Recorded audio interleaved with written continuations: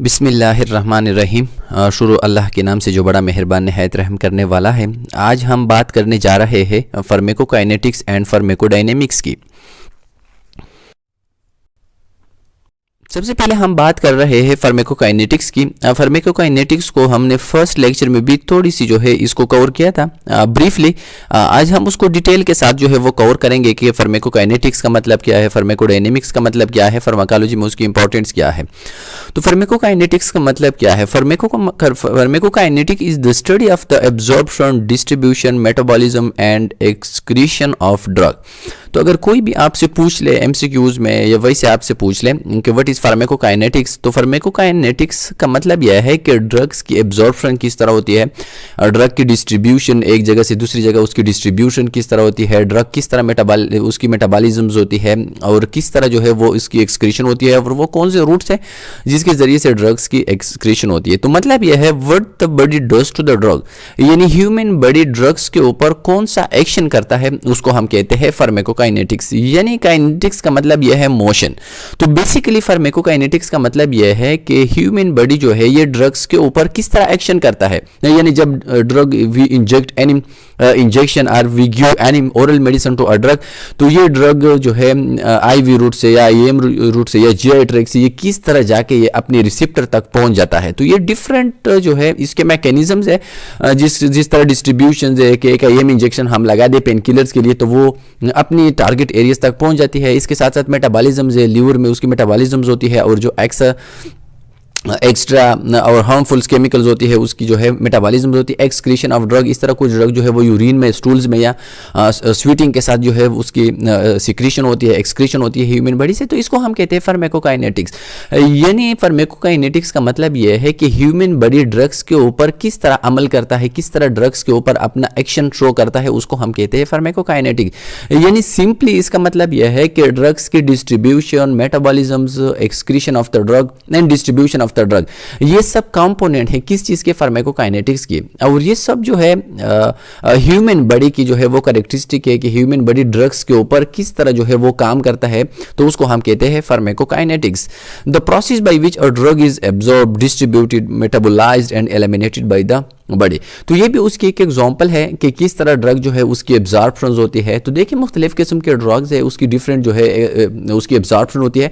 कुछ मेडिसिन जो है वो हम ओरली देते हैं, कुछ आईएम देते हैं, कुछ सबकट देते हैं, कुछ आईवी देते हैं। तो मतलब यह है कि वो डिपेंड करते हैं उसके फार्माकोकाइनेटिक्स के ऊपर। तो फार्माकोकाइनेटिक्स जो है इसका मतलब यह है कि ह्यूमन बॉडी के अंदर ड्रग की एब्जॉर्प्शन किस तरह होती है, ड्रग एक जगह से दूसरी जगह किस तरह जो है डिस्ट्रीब्यूट होता है, ड्रग की मेटाबॉलिज्म्स किस तरह होती है और वो कौन से रूट से जिसके थ्रू जो है ड्रग्स की एलिमिनेशन होती है।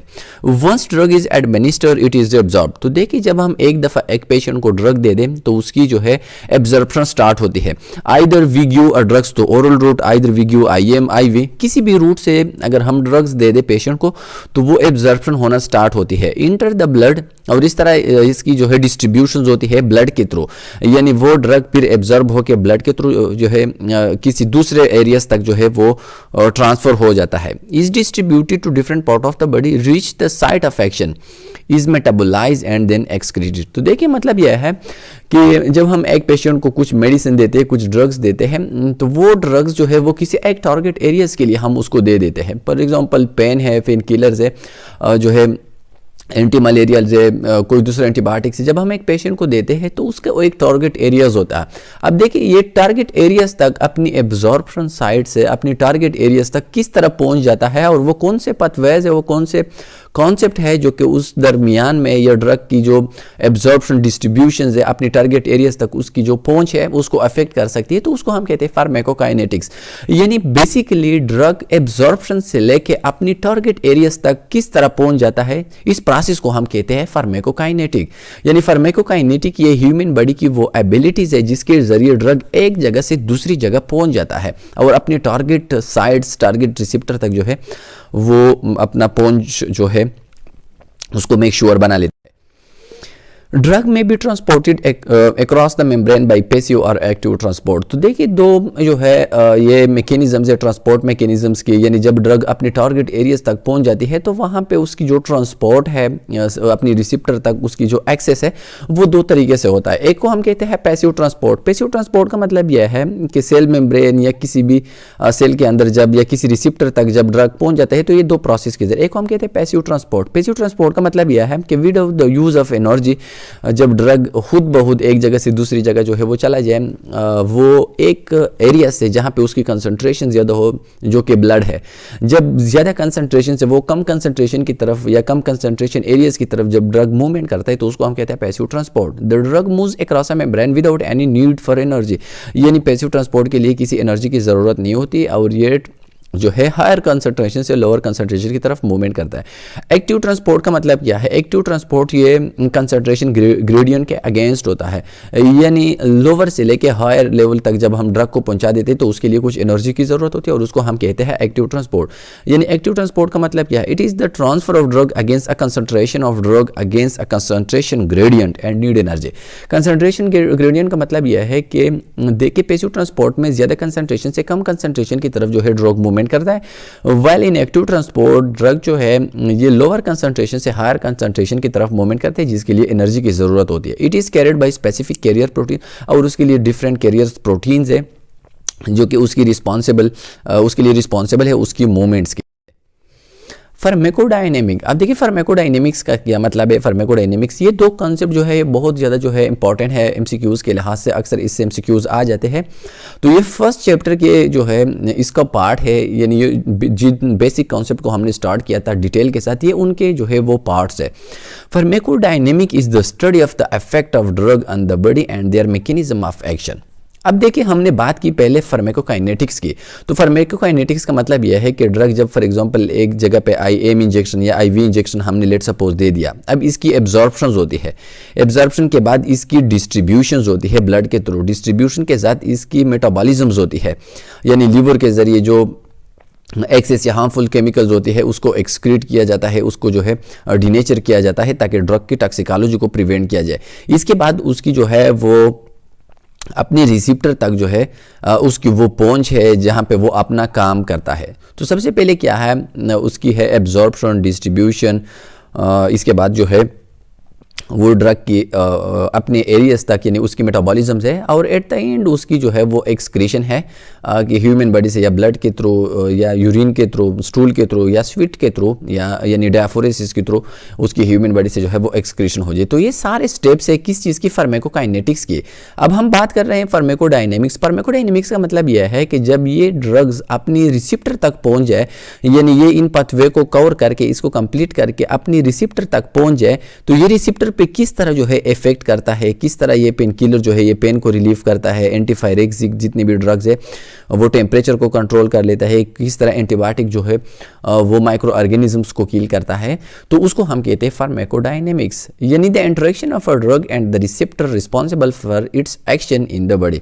यानी सिंपल इसका मतलब यह है कि ड्रग्स की जो रिसेप्टर के साथ एक्शन है कि ड्रग्स की मैकेनिज्म्स किस तरह है, यानी ड्रग्स क्यों जो है what's the reason that painkiller relief pain, यानी रीजंस क्या है, तो उसको हम स्टडी कर लेते हैं फार्माकोडायनेमिक्स में। यानी pharmacodynamic is the study of the effect of the drug on the body and there mechanism of action, यानी किस तरह जो है एक पेन किलर पेन को रिलीफ करता है, एंटीबायोटिक जो है वो माइक्रो ऑर्गेनिजम्स को किल करता है, पेनाडाल पैरासीटामोल जो है वो भी टेम्परेचर को जो है वो खत्म करता है। तो मतलब यह है कि ये किस तरह जो है ड्रग ह्यूमन बॉडी के ऊपर अपना इफेक्ट शो कर लेते हैं। इस तरह जब हम पेशेंट को प्रोपोफॉल देते, केटामीन देते, तो क्यों पेशेंट को सिडेशन फील होती है, व्हाट्स द मैकेनिज्म, वो कौन से रिसेप्टर्स है जो कि उन ड्रग्स के लिए रिस्पॉन्सिबल है या उन ड्रग को वो जो है रिस्पांस देता है, तो उसको हम स्टडी कर लेते हैं फार्माकोडायनेमिक्स में। What the drugs does to the body, यानी ड्रग ह्यूमन बॉडी के ऊपर क्या करता है, तो उसको हम कहते हैं फार्माकोडायनेमिक। एक को हमने पढ़ा फार्माकोकाइनेटिक, इसको थोड़ा सा आप लोग जो है इसको समझने की कोशिश करें। फार्माकोकाइनेटिक का मतलब यह है कि ह्यूमन बॉडी ड्रग्स के ऊपर किस तरह एक्शन करता है, यानी किस तरह ह्यूमन बॉडी जो है वो ड्रग को एक जगह से दूसरी जगह पहुंचा देता है, तो उनको हम कहते हैं फार्माकोकाइनेटिक। यानी काइनेटिक्स का मतलब यह है मोशन।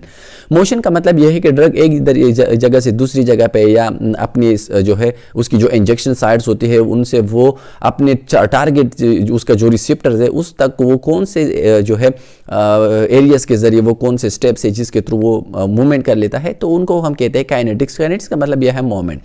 डायनेमिक्स का मतलब यह है कि ये ड्रग्स जब रिसेप्टर तक पहुंच जाता है तो ड्रग्स ह्यूमन बॉडी के ऊपर किस तरह एक्शन करता है, तो उसको हम कहते हैं फार्माकोडायनेमिक। यानी the effect of drug on the body is called pharmacodynamic and the effect of human body under drug is called pharmacokinetics. ये थोड़े से जो है कन्फ्यूजेबल टर्म्स है। The interaction of a drug and the receptor responsible for its action in the body. तो देखिए किसी भी ड्रग को जब हम एक पेशेंट को देते हैं तो उसका कुछ स्पेसिफिक मकसद होता है, उसका कुछ तो थेराप्यूटिक इफेक्ट होता है, और वो इफेक्ट यह है कि जिस प्रॉब्लम्स को हम ठीक करने की कोशिश करते हैं वो ठीक हो जाए। जो भी पैथोलॉजिकल चेंजेस होती है, फिजियोलॉजिकल चेंजेस होती है, उसको हम अपनी नॉर्मल की तरफ जो है वो कन्वर्ट करें। तो ह्यूमन बॉडी जो है वो किस तरह, यानी ह्यूमन बॉडी की जो रिसेप्टर्स है वो ड्रग के साथ किस तरह एक्शंस करके उसकी कंडीशन को चेंज किया जाता है, तो उसको हम कहते हैं फार्माकोकाइनेटिक्स यानी फार्माकोडायनेमिक्स। फार्माकोकाइनेटिक्स का मतलब यह है कि ड्रग, जिस तरह मैंने ये स्केच बनाया कि एब्जॉर्प्शन साइड से लेके एक्सक्रीशन तक ये जितना भी मूवमेंट है ड्रग्स की ह्यूमन बॉडी के अंदर, तो उसको हम कहते हैं फार्माकोकाइनेटिक्स। और रिसेप्टर और ड्रग के दरमियान जो इंटरेक्शन है उसके दरमियान जो एक्शंस है उस एक्शंस को हम कहते हैं यानी ड्रग प्लस रिसेप्टर। यानी ड्रग प्लस रिसेप्टर उनके दरमियान जो मैकेनिज्म्स ऑफ एक्शंस है कि किस तरह जो है वो ड्रग रिसेप्टर को चेंज करता है। अब हम रिसेप्टर को भी पढ़ेंगे कि रिसेप्टर्स क्या है, लेकिन यहाँ पे आप सिर्फ इतना जो है वो अंडरस्टैंड करें कि ड्रग और रिसेप्टर के दरमियान जो एक्शंस है या उसके दरमियान जो मैकेनिज्म्स है जिसके थ्रू ह्यूमन बॉडी की फिजियोलॉजिकल सिस्टम में चेंजेस आती है, तो उसको हम कहते हैं pharmacodynamics. Pharmacokinetics, the life cycle of a drug. Life cycle of the drug का मतलब यह है कि ड्रग अपने एब्जॉर्प्शन साइड से लेके, यानी ये इसके मुख्तलिफ किस्म की स्टेप्स है, वो किस तरह डिस्ट्रीब्यूट होता है ब्लड के थ्रू, इसकी मेटाबॉलिज्म डिग्रेडेशन किस तरह होती है, और फिर एट द एंड ड्रग जो एक्सेस अमाउंट ऑफ ड्रग है वो किस तरह एक्सक्रीट होती है। तो उन सारे स्टेप्स को हम कहते हैं फार्माकोकाइनेटिक, या इसको हम कहते हैं the life cycle of a drug. यानी ये ड्रग की लाइफ साइकिल है। यानी जब एक्सक्रीशन फेज तक ड्रग पहुंच जाते हैं तो ड्रग्स की जो इफेक्ट होती है वो बिल्कुल ख़त्म होती है, उसकी जो लाइफ है वो कंप्लीट ख़त्म हो जाती है, तो उसको हम कहते हैं फार्माकोकाइनेटिक्स। तो देखिए एमसीक्यूज़ के लिए भी इंपॉर्टेंट है कि ह्यूमन बॉडी ड्रग्स के ऊपर जो एक्शन करता है उसको हम कहते हैं फार्माकोकाइनेटिक्स, और ड्रग ह्यूमन बॉडी के ऊपर जो एक्शन करता है उसको हम कहते हैं फार्माकोडायनेमिक्स। अब फार्माकोकाइनेटिक्स जो है इसके ये 4 जो है इंपॉर्टेंट स्टेप्स है, ये इसके वो कंसेप्ट है जो कि फार्माकोकाइनेटिक्स के साथ रिलेटेड। अब हम इनमें से एक एक को कवर करेंगे कि एब्जॉर्प्शन क्या है, एब्जॉर्प्शन के लिए वो मैकेनिज्म्स क्या है, डिस्ट्रीब्यूशन, मेटाबॉलिज्म एंड एक्सक्रीशन क्या है। एब्जॉर्प्शन क्या है? एब्जॉर्प्शन का मतलब यह है कि ड्रग किस तरह जो है वो एब्जॉर्ब होता है अपनी इंजेक्शन साइड से, अपनी इंजेक्टेबल साइड से, इधर IM हो, IV हो, सब कट हो, सबलिंगुअल हो, यानी जिस जगह पे हम पेशेंट को ड्रग देते हैं जिस रूट के जरिए भी, अब उनसे जो ड्रग एब्जॉर्ब होता है उस प्रोसेस को हम कहते हैं एब्जॉर्प्शन। यानी अगर ड्रग एब्जॉर्ब ना हो जाए तो वो सिस्टेमिक सर्कुलेशन तक नहीं पहुंच सकती, अगर सिस्टेमिक सर्कुलेशन पे ना पहुंच जाए तो वो अपनी रिसेप्टर तक नहीं पहुंच सकती। तो मतलब यह है कि absorption is very essential for the effect of the drug. और ये फार्माकोकाइनेटिक्स का एक इंपॉर्टेंट जो है वो पार्ट है। Absorption is defined as the passage of the drug from the site of administration into the circulation. यानी साइट ऑफ एडमिनिस्ट्रेशन का मतलब यह है कि ओरल रूट अगर हम इस्तेमाल करें किसी भी टेबलेट्स के लिए, या अगर हम IM इस्तेमाल करें, IV इस्तेमाल करें, तो उनसे सर्कुलेशन तक यानी ब्लड तक जब ड्रग पहुंच जाता है तो इनके दरमियान जो भी ये टाइम है, जो भी ये प्रोसेस है, उसको हम कहते हैं absorption. For a drug to reach its site of action it must pass through various membrane depending on the route of administration. तो देखिए ये रूट ऑफ एडमिनिस्ट्रेशन के ऊपर डिपेंडेंट है कि हम कौन सा रूट जो है वो इस्तेमाल करते हैं, IM इस्तेमाल करते हैं, IV इस्तेमाल करते हैं। तो मुख्तलिफ, इसका मतलब है कि मुख्तलिफ किस्म के रूट्स जो है वो हम इस्तेमाल कर सकती है जिसके थ्रू हम जो है पेशेंट को ड्रग देते हैं, और मुख्तलिफ किस्म की रूट्स के जो ड्रग की एब्जॉर्प्शन एबिलिटी है वो डिफरेंट है। तो इसलिए हम कहते हैं कि डिफरेंट रूट्स जो है इसकी जो एबिलिटीज़ है वो डिफरेंट है, इसकी जो एब्जॉर्प्शन हैसियत है, जो एब्जॉर्प्शन कैरेक्टरिस्टिक है वो डिफरेंट है। तो एब्जॉर्प्शन का मतलब यह है कि साइट ऑफ एडमिनिस्ट्रेशन से सर्कुलेशन यानी ब्लड तक जब एक ड्रग पहुंच जाता है तो उस प्रोसेस को हम कहते हैं absorption. Absorption occurs by one of the process passive diffusion और एक्टिव ट्रांसपोर्ट। तो देखिए इसके लिए एब्जॉर्प्शन के लिए दो मैकेनिज्म्स है, एक को हम कहते हैं पैसिव डिफ्यूजन। डिफ्यूजन का मतलब यह है हायर कंसंट्रेशन से लोअर कंसंट्रेशन की तरफ ड्रग की जो मूवमेंट है उसको हम कहते हैं पैसिव डिफ्यूजन। यानी लेट सपोज हम एक जो है डिक्लोफिनिक इंजेक्शन है जो कि हम आईएम देते हैं। अब देखिए लेट सपोज हमने डेल्टाइड में आईएम इंजेक्शन दे दिया। अब इस एरियाज में जहां पे हमने इंजेक्शन दे दिया वहां पे ड्रग की जो कंसंट्रेशन है वो बहुत ज़्यादा है और ये with the help of passive transport ये ब्लड के अंदर जो है ये ट्रांसफ़र होना स्टार्ट होती है अपने एरियाज तक, उसकी जितनी भी टारगेट रिसेप्टर है वहाँ तक ये पहुँचना जो है वो स्टार्ट होती है, तो उसको हम कहते हैं पैसिव ट्रांसपोर्ट या पैसिव डिफ्यूजन। एक्टिव ट्रांसपोर्ट का मतलब ये है कि अगर उसके लिए मुख्तलिफ किस्म के जो है वो ट्रांसपोर्टर अपना काम करे, एनर्जी यूज़ हो जाए और इसके थ्रू ड्रग जो है वो एब्जॉर्ब हो जाए और एक जगह से दूसरी जगह पर पहुँच जाए, तो उसको हम कहते हैं absorption with the help of active transport. Thus, except for IV route, absorption is important for all other route of administration। ये MCQs बहुत ज़्यादा इंपॉर्टेंट है। IV जितनी भी रूट्स है, जितनी भी ड्रग्स है, जितनी भी इन्फ्यूजन है जो कि हम IV रूट्स के जरिए देते हैं उसकी 100% एब्जॉर्प्शन है। तो अगर MCQs में आ गया कि which one of the following has the 100% absorption, IM दिया, सबलिंगुअल, सबकट, इस तरह IV, तो आप लोग IV को जो है इंट्रावेनस को क्लिक करेंगे और उसकी रीजंस क्या है। तो देखिए जिस तरह हमने एब्जॉर्प्शन की डिफिनीशन में पढ़ा कि एब्जॉर्प्शन का मतलब यह है कि साइट ऑफ एडमिनिस्ट्रेशन से ब्लड तक जो प्रोसेस है ट्रांसपोर्ट की, इसको हम कहते हैं एब्जॉर्प्शन। लेकिन अगर हम एक इंजेक्शन डायरेक्टली IV में दे दे तो इसका मतलब यह है कि उसको हम डायरेक्टली सिस्टेमिक सर्कुलेशन में जो है वो ड्रग हम पहुंचा देती है और इसका मतलब यह है कि उस ड्रग्स की जो एब्जॉर्प्शन पावर है वो 100% है। तो ये आप लोग रिमेंबर करें, मेमोराइज करें कि IV जितनी भी फ्लूइड्स है, जितनी भी ड्रग्स है, उसकी एब्जॉर्प्शन जो है वो 100% है। चूंकि एब्जॉर्प्शन का मतलब ये है कि साइट ऑफ एडमिनिस्ट्रेशन से हम ड्रग्स जो है उसको पहुंचा दे टूवर्ड्स ब्लड या टूवर्ड्स सर्कुलेशन। लेकिन अगर एक ड्रग्स हम डायरेक्टली सर्कुलेशन में जो है वो पहुंचा दे IV रूट के थ्रू या उसको हम सिस्टेमिक सर्कुलेशन तक जो है वो पहुंचा दे with the help of IV line, with the help of injection, तो इसका मतलब यह है कि वो 100% अवेलेबल है इन सर्कुलेशन। इसलिए हम कहते हैं कि IV जितनी भी रूट्स है उसकी जितनी भी ड्रग्स है उसकी एब्जॉर्प्शन 100% है। फैक्टर अफेक्टिंग ड्रग एब्जॉर्प्शन, अब ये भी बहुत ज़्यादा इंपॉर्टेंट है कि वो कौन कौन से फैक्टर्स है जो कि ड्रग एब्जॉर्प्शन के ऊपर अफेक्ट करती है या ड्रग एब्जॉर्प्शन को इंक्रीज या उसको डिक्रीज कर सकता है। तो इसके लिए मुख्तलिफ किस्म की ये 7 फैक्टर्स है। Several factor influence the rate and extent of absorption of a drug. Rate and extent का मतलब यह है कि उसकी रेट क्या है, यानी फास्ट एब्जॉर्प्शन है या स्लो एब्जॉर्प्शन है, और एक्सटेंट क्या है यानी वो कितनी अमाउंट में जो है उसकी एब्जॉर्प्शन हो पाती है। तो सबसे फर्स्ट वन जो है इसको हम कहते हैं disintegration and dissolution time. Disintegration का मतलब यह है कि जब हम एक इंजेक्शन या जब हम एक ड्रग देते हैं तो उसकी डिसइंटीग्रेशन होती है, यानी वो अपनी पार्टिकल्स में कन्वर्ट होना स्टार्ट होती है। या डिसोल्यूशन का मतलब यह है कि उसकी कंपोनेंट जो है वो डिजॉल्व होना स्टार्ट होती है। तो और इस तरह जब वो डिजॉल्व हो जाए तो वो ब्लड के अंदर जो है वो पहुंच सकते हैं। लेकिन अगर वो वही फॉर्म्स में, वही सेम फॉर्म में, जिस फॉर्म में हमने पेशेंट को एडमिनिस्टर किया गया है, अगर वो इस फॉर्म में अवेलेबल है तो वो अपनी सर्कुलेशन तक जो है वो पहुंच नहीं पा सकता।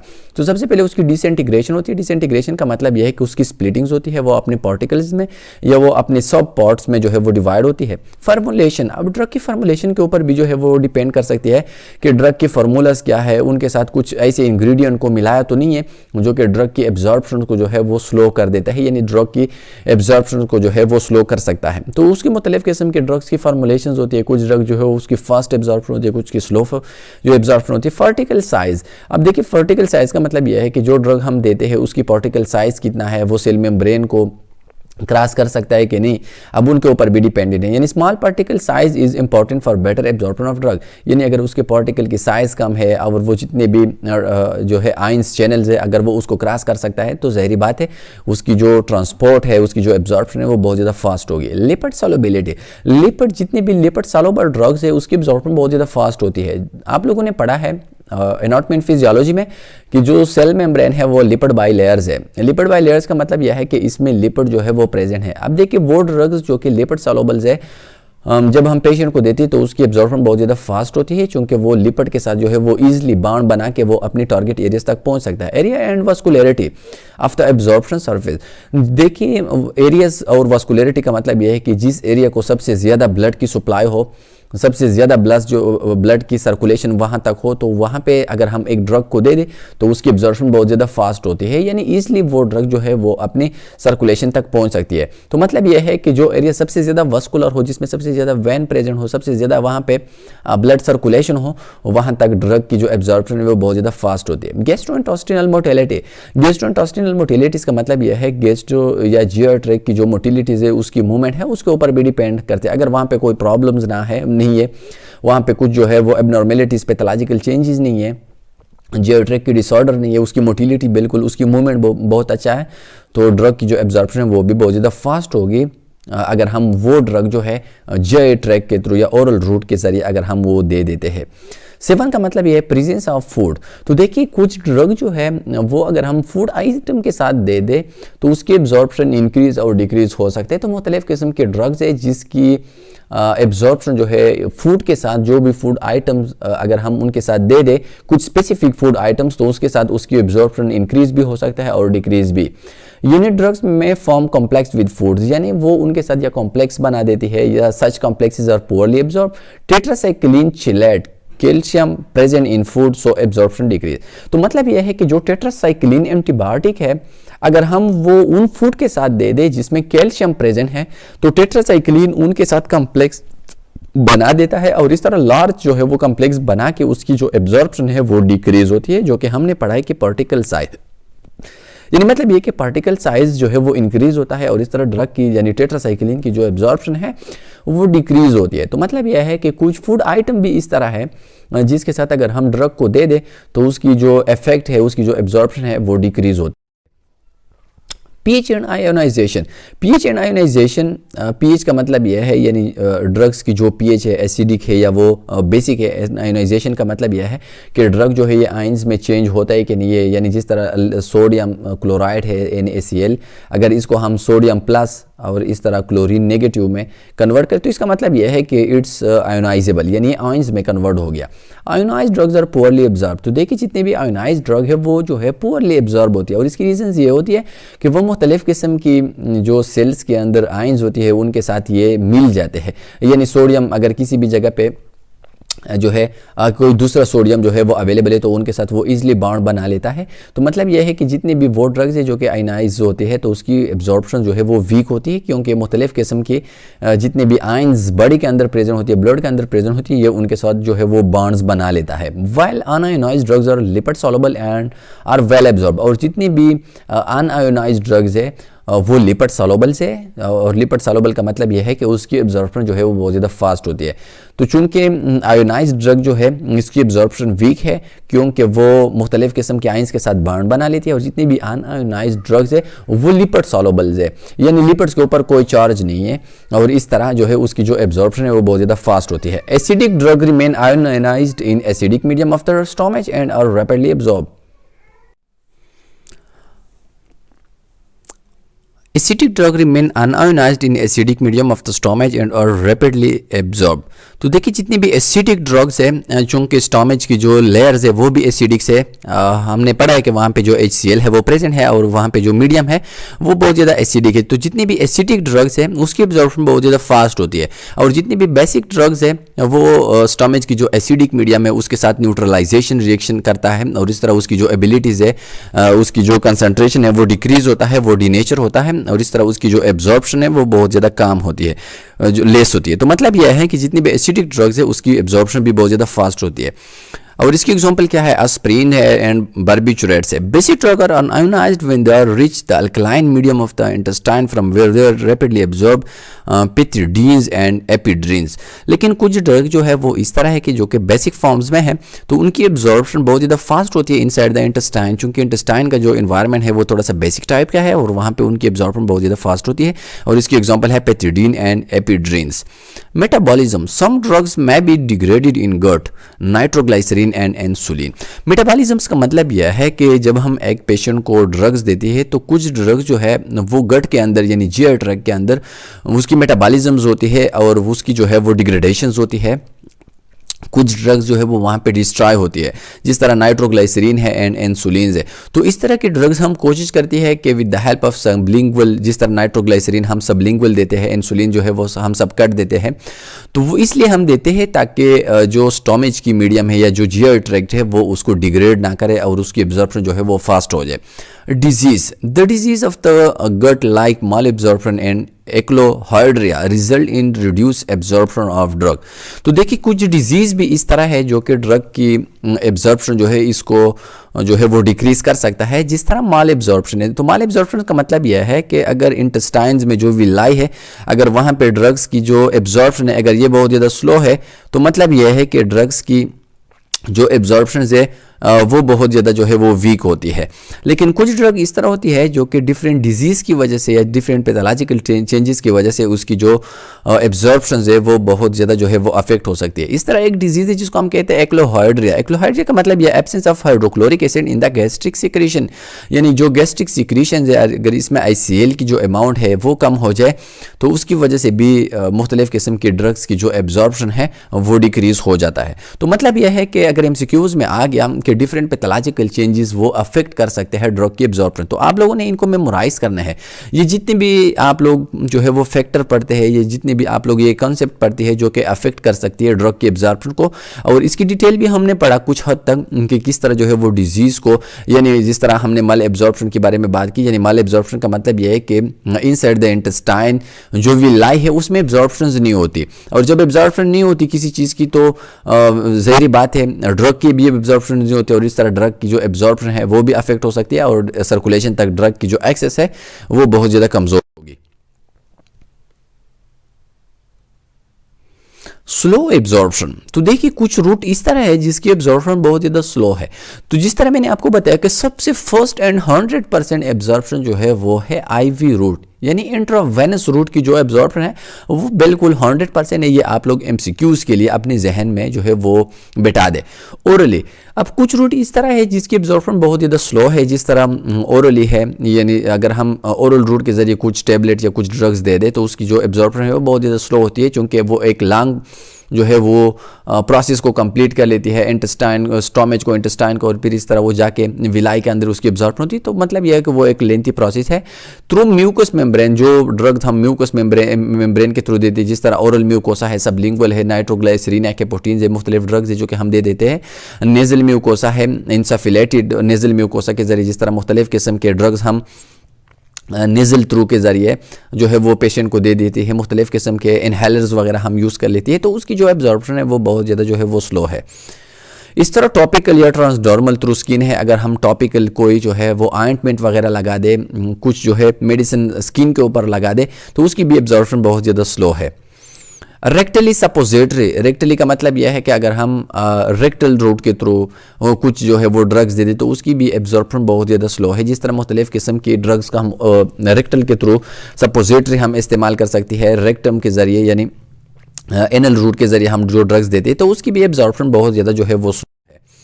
फर्स्ट एब्जॉर्प्शन, यानी फर्स्ट एब्जॉर्प्शन वो कौन से रूट्स की है? Parenteral injection. पेरेंट्रल इंजेक्शन यानी मतलब यह है कि वो इंजेक्शन जिसको हम जो है वो सर्कुलेशन तक पहुंचाने की कोशिश कर लेती है पेरेंटल रूट के जरिए। तो देखिए एक होता है इंटेरल रूट और दूसरा है पेरेंटल रूट।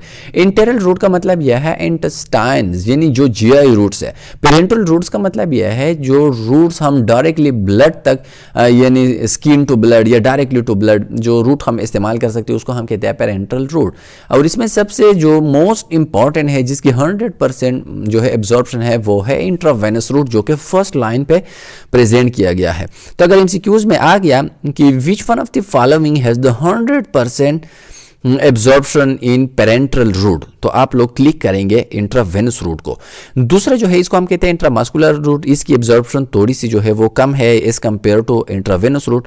जो थर्ड वन है इसको हम कहते हैं सबक्यूटेनियस रूट, जो मुख्तलिफ किस्म के वैक्सीन या मुख्तलिफ किस्म के इंसुलिन हम इस्तेमाल कर सकते हैं।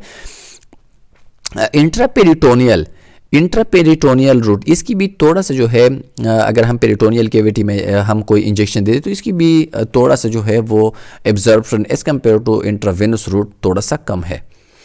इनहेल थ्रू लंग्स, यानी लंग्स के थ्रू जिस तरह मुख्तलिफ़ किस्म की एनेस्थीसियाज है जो कि हम उसको कहते हैं इनहेलेशन एनेस्थीसिया, तो उसकी भी एब्जॉर्प्शन जो है वो ज़्यादा है as compare to internal route, लेकिन पेरेंटल रूट में जितनी भी हमने पढ़ ली उसमें भी उसकी जो एब्जॉर्प्शन है वो थोड़ा सा कम है। तो सबसे मोस्ट जिसकी एब्जॉर्प्शन बहुत ज़्यादा फास्ट है वो है इंट्रावेनस रूट, या जिसको हम कहते हैं आईवी रूट, और इसके मुख्तलिफ़ किस्म के फीचर हैं।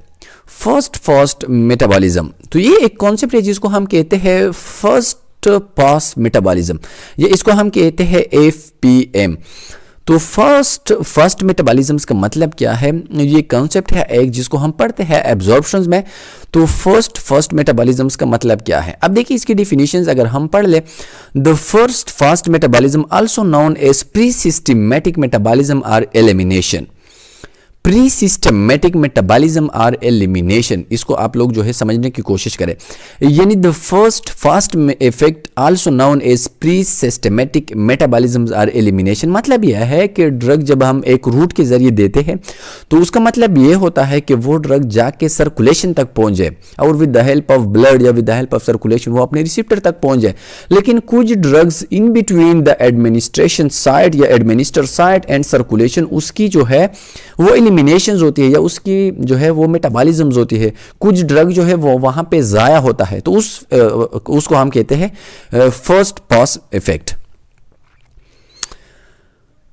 आर केमिकल इन लिवर और intestine prior to reaching the systematic circulation, या कुछ ड्रग्स अगर हम वो देते with the help of GI tract तो लिवर में या इंटेस्टाइन में उसकी जो है वो डिग्रेडेशन होती है, कुछ ड्रग जो है वो वहाँ पे ज़ाया होता है before reaching the systematic circulation, यानी ब्लड तक पहुँचने में। तो इस इफेक्ट को हम कहते हैं first pass metabolism.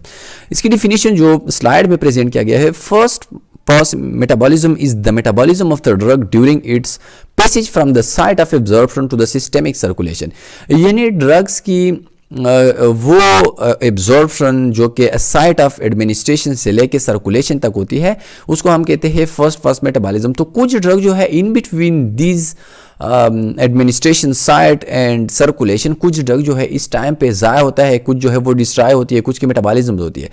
It is also called pre systematic metabolism और फर्स्ट पास इफेक्ट। इसको हम या प्री सिस्टमेटिक मेटाबॉलिज्म्स भी कहते हैं या इसको हम कहते हैं first pass effect. During drugs given orally may be metabolized in the gut wall and in the liver before reaching the systemic circulation. The extent of FPM differ from drug to drug.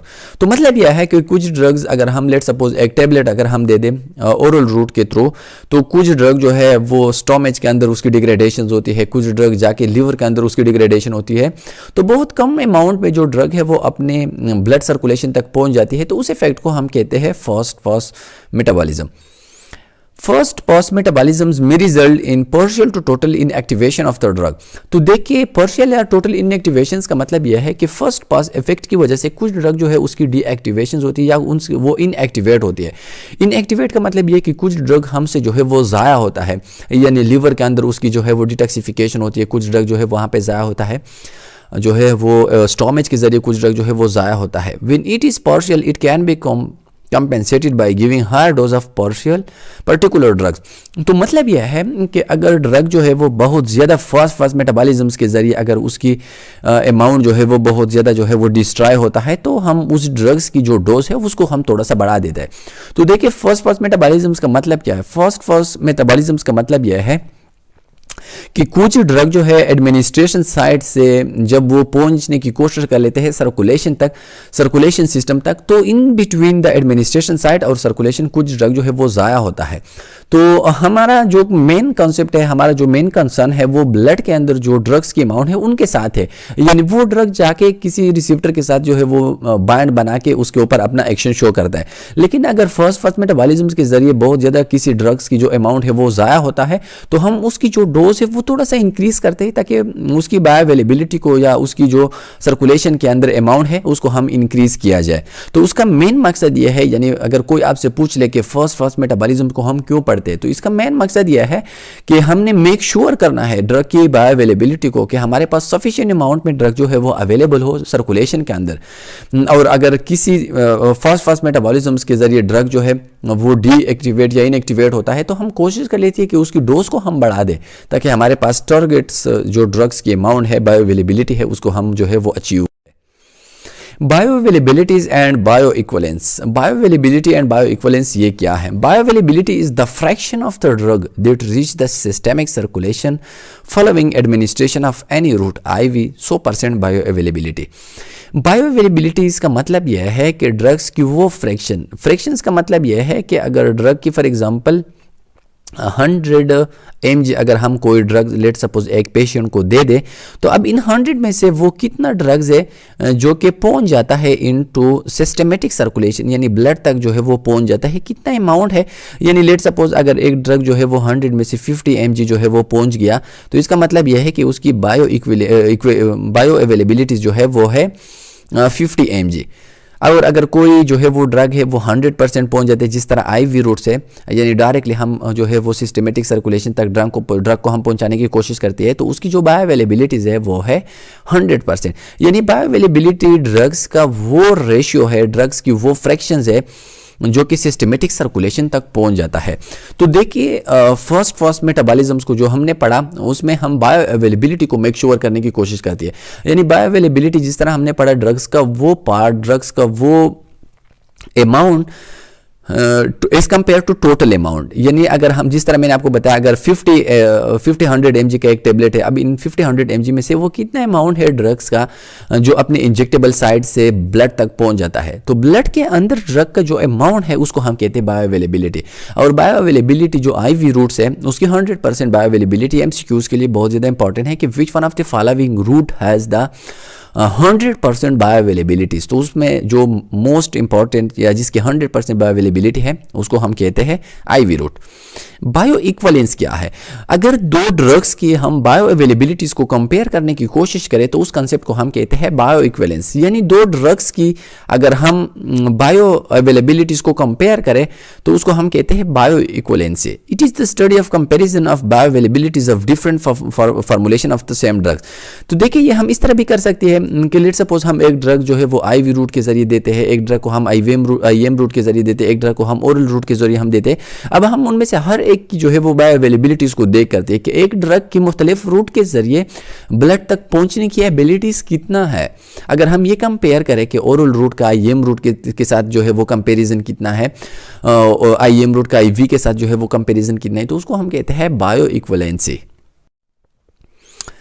Two drugs are said to be bioequivalent if they have the same bioavailability and efficacy provided that they are administered in the same molar dose at the same route of administration।